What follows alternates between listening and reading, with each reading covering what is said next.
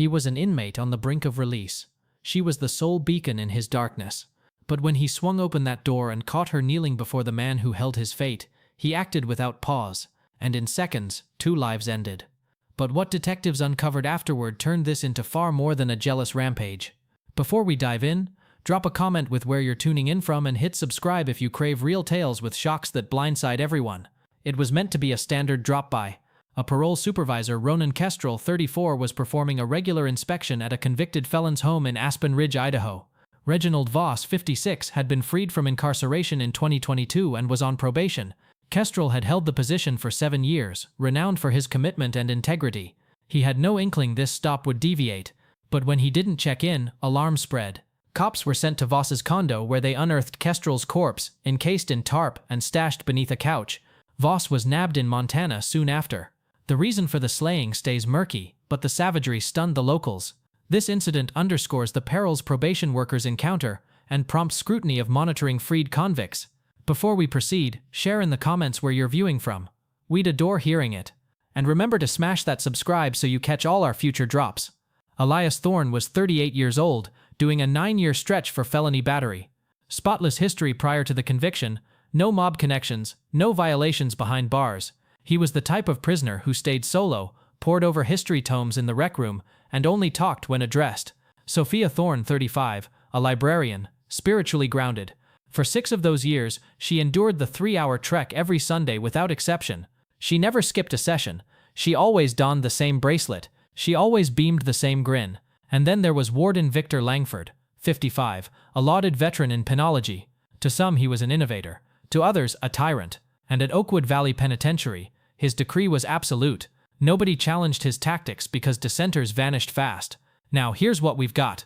2 corpses discovered in the release evaluation chamber. Sophia Thorne pierced 4 times. Warden Langford blasted in the gut at close range. The monitoring video fuzzy, warped, but it captured one detail sharply. Elias Thorne striding into the space and then exiting, drenched in gore. But that's where the surety halts. Because what sleuths located or missed started sparking queries nobody appeared eager to tackle. Why was the monitoring setup audio-free? Why did Sophia gain access to that space solo with Warden Langford? And maybe most chilling, why did the facility's inner memo peg the demise timestamped 90 minutes prior to Elias even logging out of his block? Was Elias framed? Or did a fracture erupt in him the instant he witnessed what no spouse ought to? And if yes, why was the jail leadership so hasty to lock away the records from that date? There are 2 facts in this saga. 2 folks perished, and somebody, perhaps multiple, desires the globe to accept it was merely a passionate offense. But each strand we tug keeps dismantling that narrative. Elias Thorne hailed from and grew up near Billings, Montana. The baby of 5 siblings, all nurtured by a lone dad after their mom vanished one afternoon and never returned. Funds were scarce, but bonds were ironclad. And Elias, he was the guardian. If anyone targeted his kin, Elias sorted it. If anyone slighted his father, Elias ensured no repeat. By 18, he had 3 battery raps, all dropped. By 22, a deadly tavern clash landed him on supervision. And by 29, it overtook him truly. A curbside clash with an undercover cop resulted in a broken nose and a 9-year term for felony battery. He encountered Sophia right before the verdict dropped. She was an apprentice librarian at the community college, gentle, reserved, the sort who still baked pies for library fundraisers. Nobody grasped how a person like her paired with a guy like Elias. But she endured.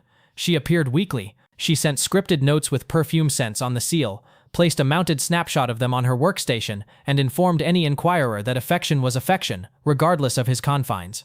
But digitally, she was utterly different. Her TikTok under an alias sketched a contrasting portrait. Glitzy attire, high-end bags, updates pinned from upscale bars in Denver, tags like, "Occasionally you must deceive to thrive," and 1 mere days before the killings, "Obligation is merely a term for control." Sophia had depths and none aligned with the facade she fed Elias. Then there was Warden Victor Langford, honored Marine sniper, Silver Star, assumed command of Oakwood Valley Penitentiary in 2016 post a melee that claimed 4 prisoners and 3 guards injured, overhauled staff, added fresh monitoring, revamped convict perks, overhauled the liberation assessment from scratch. His creed, honor gains liberty, frailty gains duration.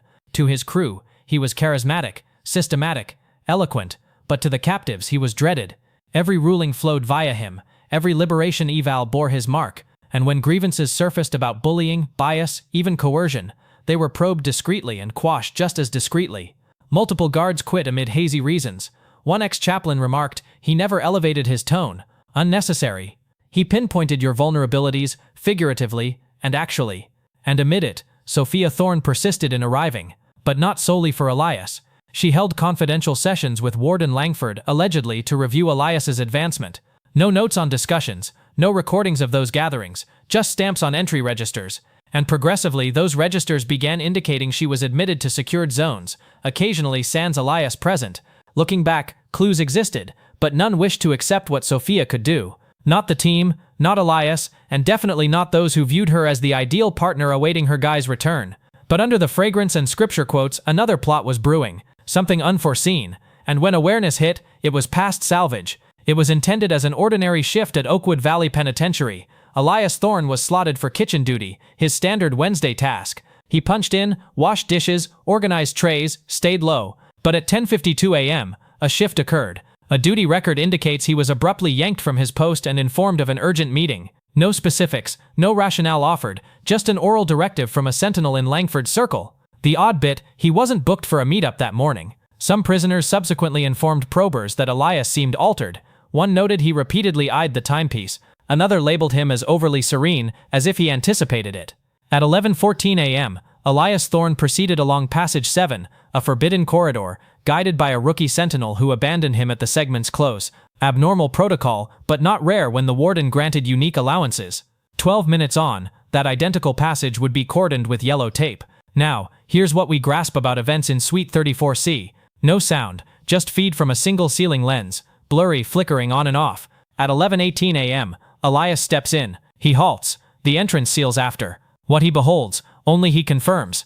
But what probers assembled from the fallout is this. Sophia stands near Warden Langford, excessively near. She's not attired for a typical drop-in. Snug blue top, no entry tag, no satchel. Warden Langford reclines on the counter, blouse loose, buckle open. In the feed, Elias remains motionless for 6 full seconds, then surges. He charges ahead, flailing his limb in a frantic sweep. What he grips, a crude shank honed from discarded alloy and bound in fabric, evaded prior sweeps. The initial strike lands on Langford's torso. The following 17 rain swiftly. Sophia yells, attempts to seize Elias's limb. The lens stutters, then snags her reeling rearward, palm to her midsection. She crumples by the distant barrier. Elias retreats, panting hard, discards the tool. Then in a last eerie instant, he strides past Langford's form, bends close, and utters something. The feed lacks audio, but Sophia, yet faintly aware, would murmur the phrases to an EMT prior to fading.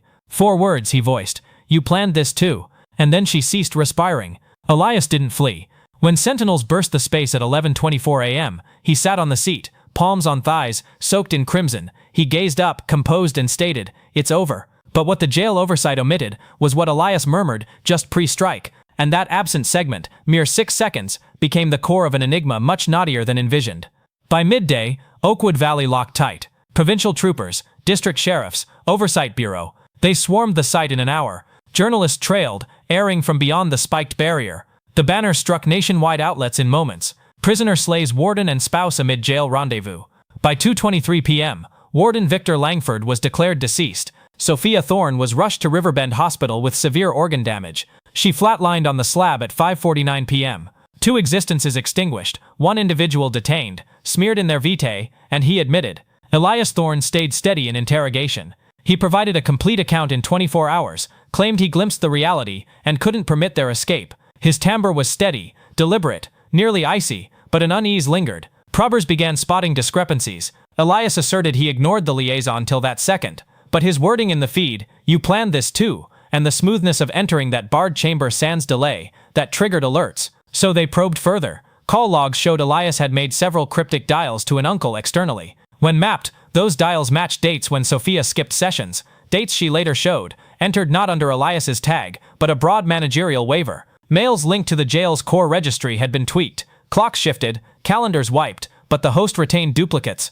What they unearthed was irrefutable. Sophia had been permitted to meet Warden Langford alone 7 times across the prior 8 weeks, each encounter logged sans video, each labeled as Confidential Appraisal Summit. Sophia wasn't registered as counsel, nor spiritual guide, nor any capacity permitting seclusion. So why was she granted behind barred portals? The larger puzzle emerged next, because it wasn't solely a fling. Probers revealed coded messages from Sophia's hidden device, one Elias never suspected.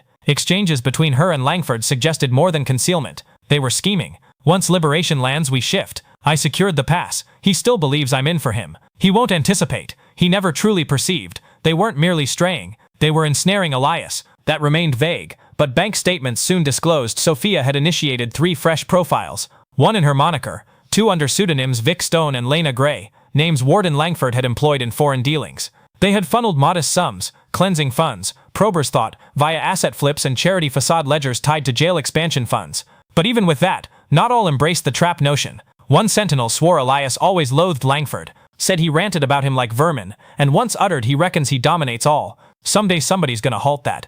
Envious fury. It seemed plausible until probers located Sophia's secret diary, a hefty cloth-wrapped volume concealed in the glove box of her vintage Civic parked at the jail grounds. Within, scores of penned passages, some on Elias, most on Langford, and one passage leaped out, penned just 4 days pre-killings. He vows, "Will vanish before the seal sets, but I see what this is. I was never in the scheme, just a tool for pressure. I believe Elias is the soul who genuinely cared for me, and I'm set to doom both guys." By the era probers disentangled what truly transpired at Oakwood Valley, it transcended a dual slaying. It concerned a network shielding a hunter. Sophia Thorne had been toyed, coerced, extorted. Confidential files in Warden Victor Langford's quarters, tucked in a secured compartment behind a dummy wall, depicted a troubling trend. Sophia had sought to detach. But Langford wasn't merely chaining her soul, he was chaining Elias's liberty. He informed her repeatedly that non-compliance meant Elias's release would oddly collapse. Her diary termed it sentimental blackmail, veiled as compassion. It extended beyond. In Sophia's flat, probers found a missive, scripted, to the Wyoming senator, unsigned, unsent. This individual, Warden Langford, exploits his role to control females linked to the captives he oversees, including myself. I'm frightened, but I aim to act right. She never dispatched it as days later, she was gone. And then a gadget, an illicit flip phone, retrieved from another prisoner's quarters, a fellow doing 16 years for theft. Stashed behind a splintered sink ledge, the gadget held 7 voice clips, unlabeled, almost ruined. But what Tex rescued sufficed. Warden Langford, distinct as noon. In one segment, he's audible stating, "You don't wish your lad reverting to MacSec, right? Then I advise your lady continues appearing, beaming." Another track, a female's sob, likely Sophia's. Then quiet.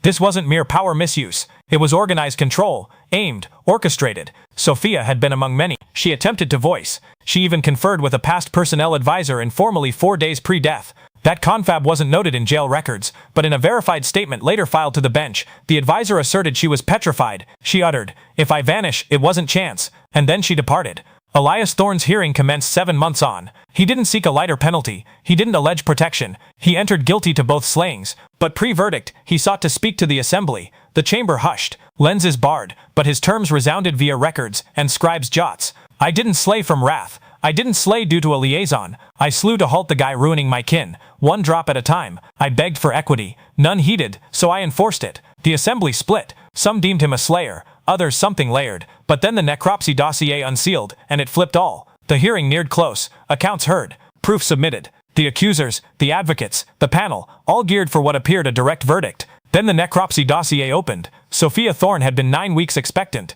That solo jolted the chamber, but it was the gene exam ensuing that inverted everything. The offspring wasn't Elias's, nor Langford's. It belonged to the junior officer who escorted Elias to the room, implying the betrayal was a coordinated trap involving prison insiders, with Sophia as the unwitting pawn in a larger embezzlement ring. The hush post that disclosure was termed by one observer as so dense even the magistrate held breath. Elias didn't utter initially. He merely bowed his skull. But when the magistrate queried if he had more pre-verdict, he rose, wrists bound, tone quivering yet distinct. "She was my all. I bided 8 years to rejoin her, penned her nightly, etched her chuckle via toll lines. And he seized her, seized my liberty, seized her fidelity, seized her form, and then he burdened her with his deceptions. I ignored the pregnancy, and now I'll eternally recall what I intruded upon. That was the morn existence ceased coherence." The magistrate doomed Elias to existence confined sans release chance. But beyond those chamber barriers the dialogue had pivoted. Some claimed equity prevailed. Others doubted. Web boards ignited. Media dubbed him the duped captive. Aid clusters mailed pleas. A mercy appeal amassed over 90,000 marks in days. And yet some branded him a beast. Said no fling, no disloyalty, no covert intrigue warranted his deed. But for multitudes, the tale resonated intimate. Overly intimate. A guy caged for almost a decade. A partner snared betwixt loyalty and duress. A confinement setup that guarded uniformed stalkers. And a kid who'd never arrive. The closing vignette. Elias Thorne faces a journalist in a taped chat, his initial and sole post-hearing. Tan uniform stubbled, gaze sunken, yet sharp. The lens closes as he inclines ahead. I didn't arrive to slay, but spotting what I did, all within shattered. I never foresaw her thus, and grasping what he inflicted on her, what he persisted in, I couldn't permit continuance. He halts. Was it just? Unsure. But it was the lone path to cessation. So, we're posed a tough query. Is slaying from treachery ever defensible? How distant would you venture to shield your kin from disgrace? So your view, was Elias Thorne a ruthless assassin, one who breached an uncrossable boundary, or a shattered soul, trapped by a framework that deserted him, deceived by those he relied on utmost? It's a query that divides still, but if this tale unnerved you, brace. Next week a murkier case. A shaman who wed his sibling and sought to wipe any discoverers. It's a narrative that'll defy all you assume on kin, belief and concealed depths. So don't skip. Subscribe immediately and tap the alert so you snag every case. And here, tell us in comments, do you think Elias merited eternal lockup or leniency? We await your takes.